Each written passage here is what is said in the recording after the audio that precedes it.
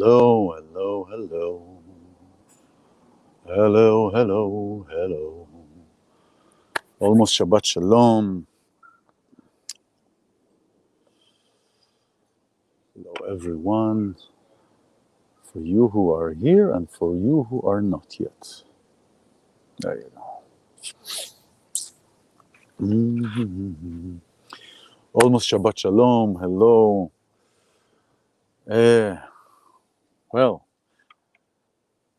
the portion of this week is actually coming together with the holiday, Shavuot holiday, which is coming on Sunday. It's really interesting, and all these portions, all these experiences that experiencing every week come together nicely with the portion of the week with different teachings. And this portion of the week, just like every other portion, has a unique teaching. Long time culture of corporates, long time ago, the most important thing was really the IQ. When companies would hire, they would look for somebody who has a high IQ. I remember when I was living in Boston, there was a higher rate for hiring people from MIT and Harvard. I mean, there was like this the stigma thing.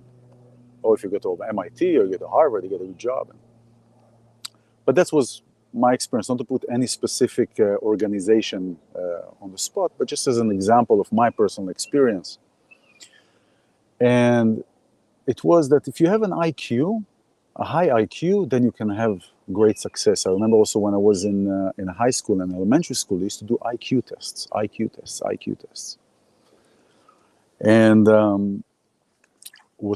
what really, as we are discovering, what is more beneficial for our journey in life is the emotional intelligence, the EQ.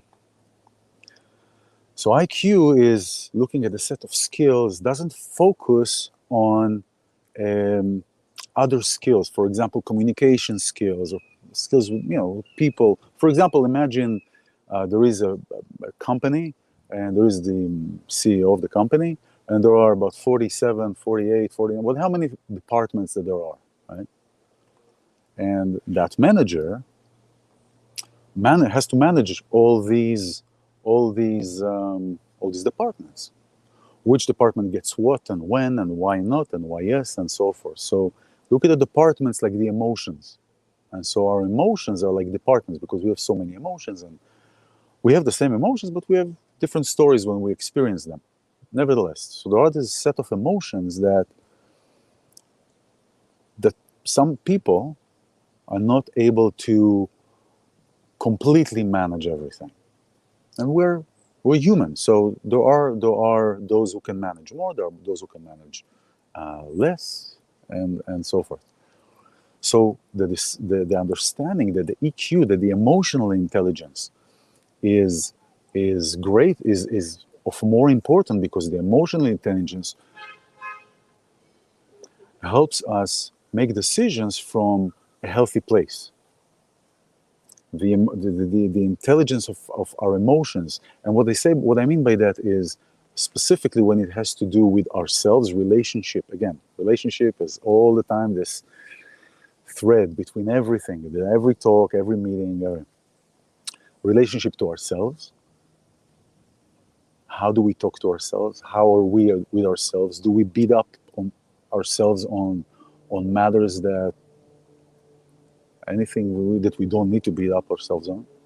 How do we encourage ourselves? How do we see ourselves? How confident are we in ourselves, in our gifts, and what God gave us, each one of us? And so when we look at all this system of emotional intelligence, of being able to manage that growing from that, then, and there are different points that I'm going to share with you, the entire environment of that person is healthier, because the person is aware not just about what his or she is about themselves, but about what is happening on the other side. somebody who is sitting in front of you. How do you relate to them? What is the lay of the land? Walking into a room. Relationships. Somebody is going out with somebody. A girl, a guy, a girl, a guy, girl, whatever that is. Whatever combination. Right? And the person A is talking about themselves and about themselves and about themselves. Person B wants to say something, and they're able to get a sentence, but the other person A, takes them right back into themselves, right back into their stories, into their own self. So it's about them, about how they are, and so they may be great physicians or physicists or anything, right? But as far as this emotional relation, this relationship through the emotions and understanding who is in front of us, understanding somebody who is just focused on themselves sometimes, or many times, doesn't comprehend that in front of them stands a person with the same emotions. And so there is no space for the other person to express themselves, right?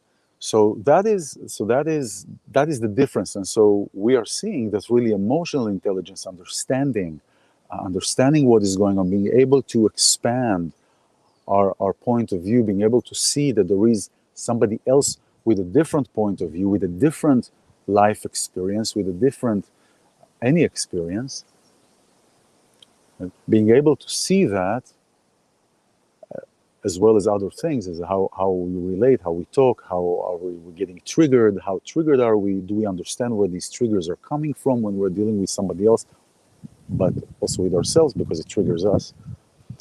All this awareness, all this mindfulness is a key to living a wonderful life and being in harmony. Because where is the harmony at? The harmony is, first of all, with ourselves, with all of us. Integration. It's not about isolation. It's not about let's shove this aside. I don't want to deal with this, or you know what? I don't want to deal with this person. I'm going to cut off. I mean, sometimes we do have to close connections, especially if they're not helping, not helping us, and not helping the whole situation. That happens. But avoiding it because we don't want to deal with it, because we don't want, although we have to continue to communicate with the person or not talk about the issue or not talk about the subject, that creates, continues to cultivate this sense of somebody above. Now, this portion of this week is called Bamidbar, which means in the wilderness. And coincidentally or not coincidentally, as I like to say, there is no really coincidence. Everything physical in this realm has a spiritual reason and cause. So tomorrow night is Chag Shavuot, is the holiday where we celebrate the receiving of the Torah in the Sinai desert. And the portion of this week is Bamidbar, in the wilderness, in the desert, in Sinai. So at this point, the Israelites, they left Egypt, and they are starting the journey. This whole book is about their journey and their experiences and their whole life in the wilderness. And everything was very planned. Everything was orchestrated. Everything was beautifully orchestrated. How they walked, where the tribes were. But here's the interesting thing. The Torah, where it feeds, it gives and nourishes wisdom and understanding to everybody, and is so great. It's like this. You're going to receive the Torah. It's the first time. It's like, ta-da! One would expect that maybe we'll receive the Torah in a very harmonious place: gardens, trees, birds chirping around, water flowing, like really nice place. Right? But instead, the Torah is giving in the desert, in the wilderness, and on Sinai mountain, which is the lowest one. So it is the lowest mountain. We would think you get Har Tavor, the Tavor mountain, or Carmel mountain. They were big, that's nice. And no, no, we are going to receive the Torah on Sinai, the smallest mountain. And here is the thing. The desert, what does the desert represent? The desert represents, there are four things.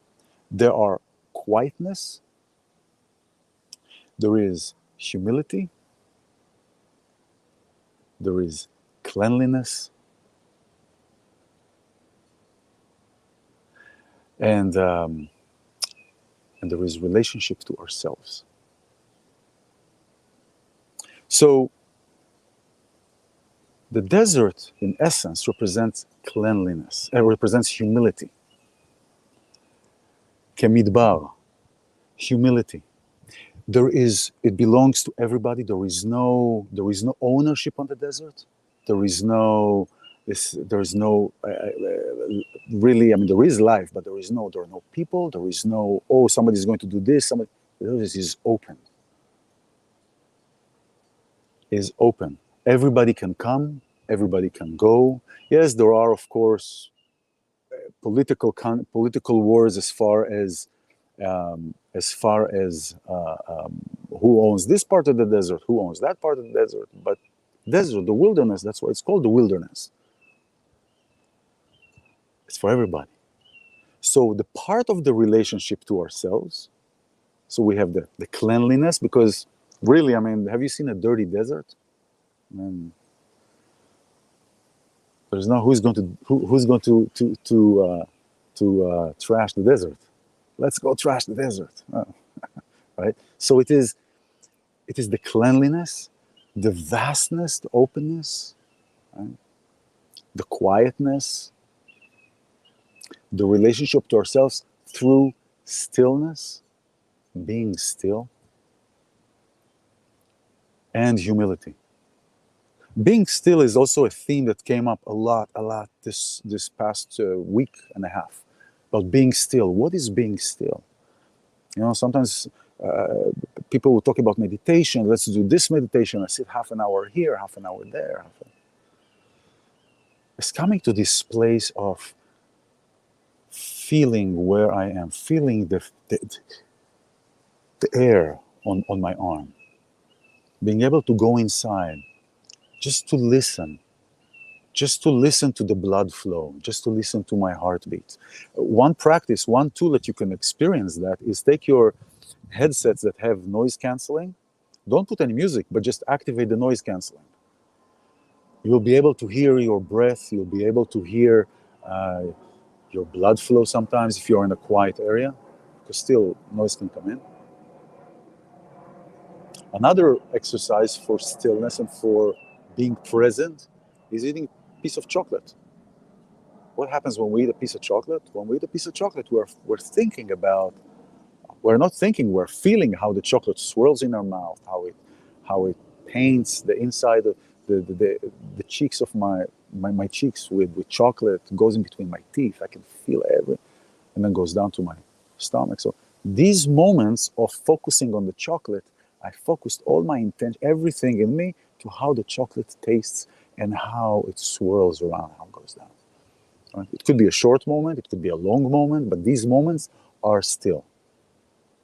So we have the stillness, we have the cleanliness, we have the quietness, and we have humility. And humility is a big thing. Is a big thing because when we are in our ego, we are in our place of being better, of thinking that we have better offers, we are better than somebody else. That fills an emptiness, a certain emptiness that there is in the person, that in order to compensate, there is the exact opposite of humility.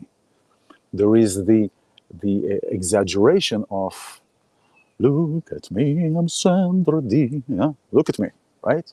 There is this. It comes from the emptiness, and it's funny that people that are boasting about everything, or just the way that they are, the way that they are with people, that they talk about themselves, they have places that are lacking. So places that we lack, and many times we tend to put out more. Like there is a lack on this side of the scale. It's like, think about a seesaw, right?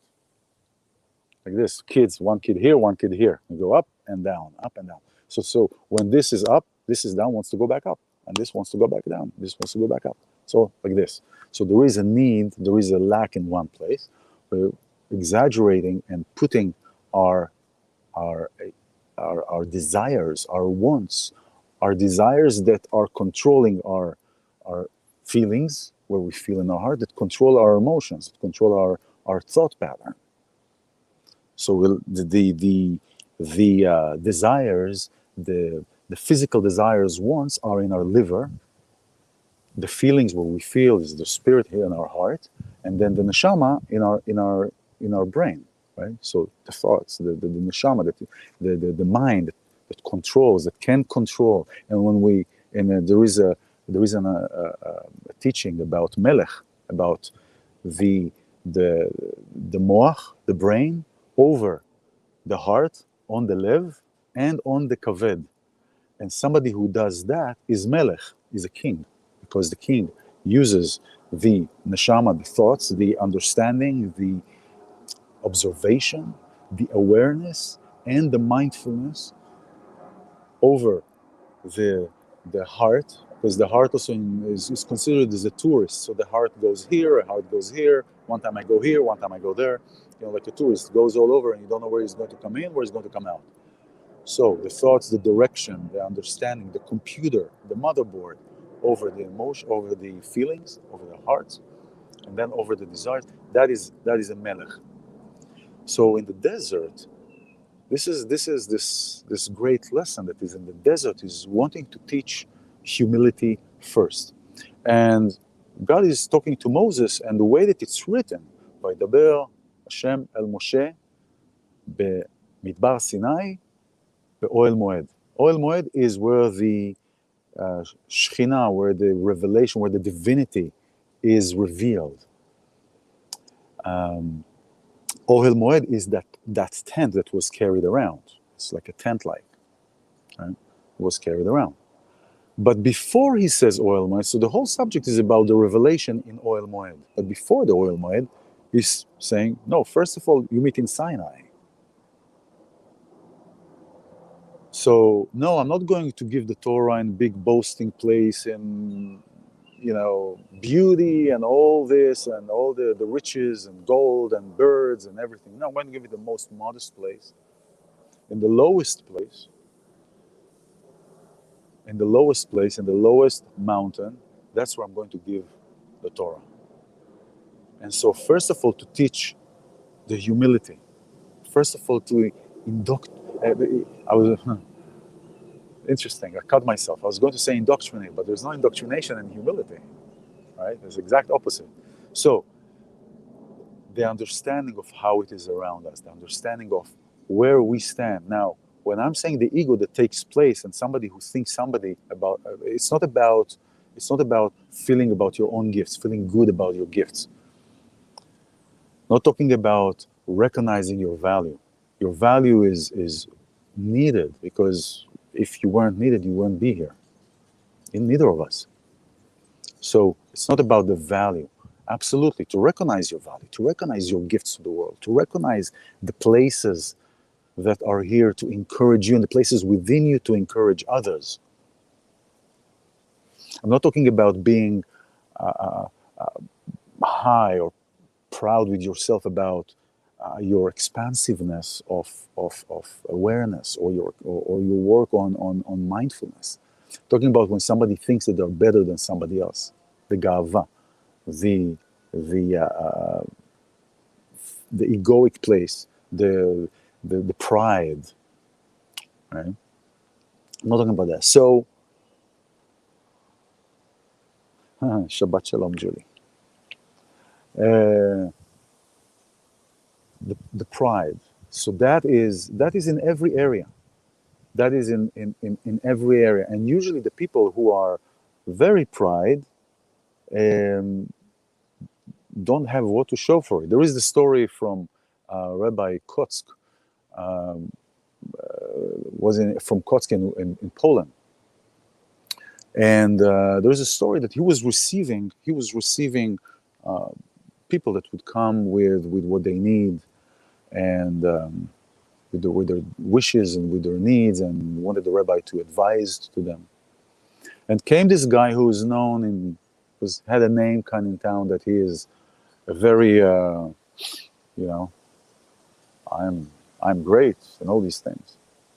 And he came to the rabbi and he came to confess. He said, Rabbi, I feel I have a problem in my with my egoic self, where I think of myself so high. I really would like help. I don't understand. I mean, I can feel that, but I don't see how, because I think I'm okay, but I still feel that. How do I get over that? How do I fix this? So the rabbi told him, why don't you sit here near me, with the chair near me, and just sit here. It takes patience. So he sits there, and then he brings the next person, and the next person comes, and the person comes to the rabbi and says, Rabbi, I have wedding coming up for my daughter, and wedding is coming up. We don't have any money. We hardly have any money for food. I don't know what to do. I don't know how to pay this place and for the arrangements, to pay for the rabbi to come. The rabbi said, yeah, it's an important matter. So he turned to the person who told him to sit down, and said, can you help him? Can you give him like 50,000 to help him with the wedding? And the guy said, if I had, I wish I could give. I don't have anything. So the rabbi advised, gave him a little bit from the tzedakah, gave him. Out went the first person, came the second person, and he needed advice in business. He said, in business. I said, I don't know if to sign with this person, I don't know if to sign with this person. I have this deal with this person, this deal with this person, about the water structure buildings in the village. So the rabbi turned to that guy and said, can you give him an advice what to do in this business, what to do in this situation? And the guy said, Rabbi, I don't know, I don't understand in business. Well, what do I know? So I said, okay, the rabbi gave him advice, and second person left. Third person comes and has a question about something in the Torah. He didn't know if this understanding of the Torah is like this or like that. And should I do this with the water? Should I do that with the water? And the rabbi asked the person that's sitting again, can you give him advice? So, Rabbi, I don't know. I'm not that great of a rabbi like you are. You can give a better advice. So the rabbi looked at the issue, gave the other person advice. Comes the last person, and the guy that was sitting said, oh, now the last person, I probably will see him after that. Maybe he wanted to talk with me in length, so he wanted all the people to come. And the fourth person came and asked the question about his health. His health, and the son needs some help from him to transfer something, and he didn't know what to do, and he didn't know if it's healthy for him to do that, to give an infusion, not to give an infusion. And the rabbi looked at the guy and asked him, what do you think? What do you think? Should he do it? Should he do it? And the guy said, Rabbi, you're asking me very difficult questions. I don't know what to do. I don't know what to say about this. I'm not a doctor. After the fourth person left, the rabbi told him, look, you don't have money. You don't understand the Torah. You don't understand in business. You don't understand in health. I mean, what do you have to be so boasting about yourself? And this is really how things are many times. When there is emptiness, when it's built on the emptiness of the ego, my boasting, me, I've done this, I have this is why I have this, because it's my power, my thing, my might. There is nothing, there is no base, there is no foundation. Now look at be like a desert is like allowing humility and kindness and compassion, they all go together to be the trunk of a tree. And then when this is the trunk of a tree, then the branches that come out of it are based on that. And it's always a constant checkup on ourselves. It's a constant checkup to look at, to see where we are with ourselves. How do we talk to ourselves?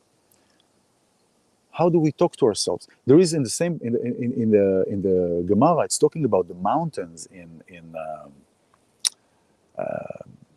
in relation to Mount Sinai, where he's saying, mountains, why are you gavnunim? Why are you being somebody like a back? He's referring to the mountains as somebody who has their back hunched over, like looking above somebody. Like the mountains, there's the description how the mountains were complaining, saying, "Well, hey, we are beautiful, we are big, we are tall. I mean, we are beautiful. We are. Well, why don't you give the Torah on us?" They said, "Why do you focus on your back? I mean, the fact that you are looking at somebody else, you have what we call in Hebrew gibenet, which is a hunchback.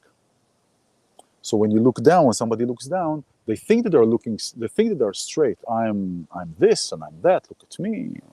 And they think that they're standing tall, so they think that they're straight. But in reality, they're like, their back is hunched over somebody, looking over somebody if they are better than them.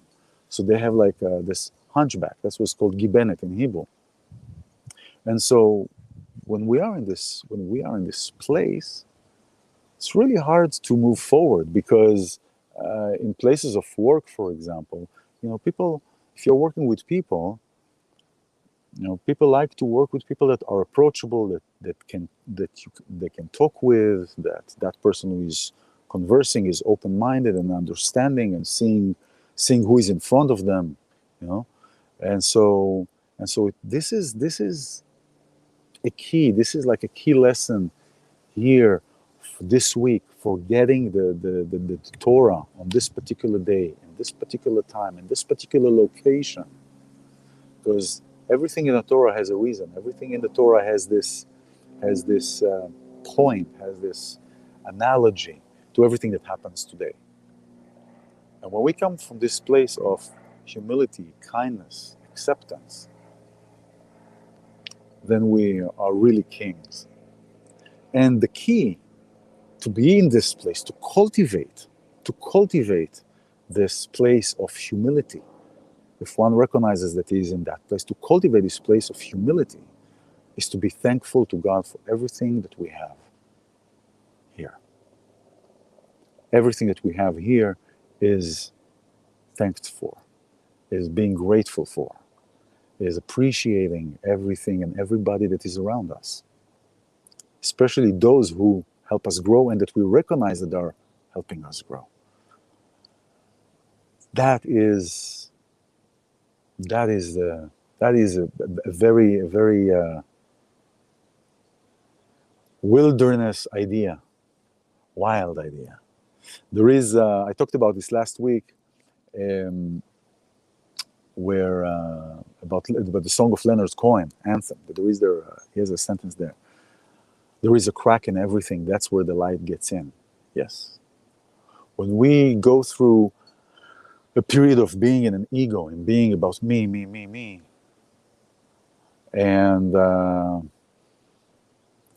eventually that building of cards, that castle of cards that is very unstable, eventually it falls down.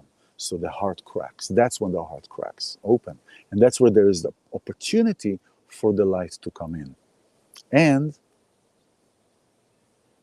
this is also a possibility, and maybe, that the darkness can come in, or the self-doubt, or the Yetzer Hara, the evil inclination that focuses on our negative inclinations, or on those inclinations that are not serving us. And that's where the doubt goes to that place, to that little, it's like a windshield of a car. You drive the highway, there is a truck in front of you, a small rock flies off that truck that just came from a construction site, flies off and hits your windshield. So you look and say, no big deal. There's a little one, a little crack, just a little dot. Well, give it 2 days, give it a week, give it a month, and then the crack grows. So it's the same thing. What do we allow to get in? And if we look back at the concept of Melech, king, mind, the neshama, over our heart, over our kaved, then in our mind we also have the power to change the way that we look at things and to change the way that we perceive things. Somebody who worked for 30 years, collected a lot of money for 30 years for what they worked, and then they invested it in, and they did a bad investment, and they lost everything. So what, now you go for another 10 years and you beat yourself up, say, oh, what did I do if I didn't spend all the money here? Everything that I worked for is gone. If we understand that everything is for the good and everything is for the good of our journey, if that person understands that maybe that money was a substitute for something greater for him, maybe to be in a hospital or something. Maybe this was a kapara, like an atonement for what is going to happen. Something lose here, but you gain your health. You know, if we understand that everything is for the good, if we understand that in this, think about a highway of, I don't know, 10 miles. That probably more. Highway for 10 miles is not worth it. Probably do a highway for 100, 200, 300, 500 miles, right? And you take a pen or a dot and you put it on the ground. That dot. That is the frame of our life in the movie of this highway. We are a dot on a highway. We are a drop of the ocean because it's huge, right? So if we understand that it is for the good of our journey, then we have therefore the power and the understanding and the integration of integrating all these parts of me instead of pushing them away, instead of saying, also the ego. The ego is not about pushing the ego away. It's not about, because the ego is needed sometimes when we are in a place where we need to rise. So the ego helps us. And if we are looking at it from a healthy place with the humility and the understanding and the acceptance, then the ego helps us build our own worth, self-worth. Just like many patterns that we went through our lives. They helped us for 20 years, 30 years, 40 years, even 50 years. And now, okay, we grew out of them. Thank you for being here. Thank you very much. Don't call us, we call you. Right? So when we understand that everything is for the good of our journey and everything is here for us, then the trunk of the tree grows healthy branches. Shabbat Shalom. Have a wonderful, wonderful realization of who you are, and welcome to you. And I'll see you soon. Bye-bye.